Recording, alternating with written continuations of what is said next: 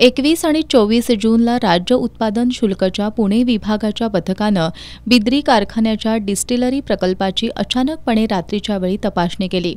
या तपासणीत काही त्रुटी असल्याचं कारण पुढे करून प्रकल्प सील केला होता। तसंच प्रकल्पाचा उत्पादन परवानाही निलंबित करण्यात आला।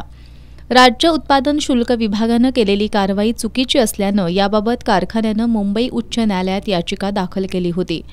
या याचिकेची 6 वेळा सुनावणी झाली। त्यामध्ये कारखाना आणि राज्य उत्पादन शुल्क विभाग या दोघांच्याही बाजू समजावून घेण्यात आल्या।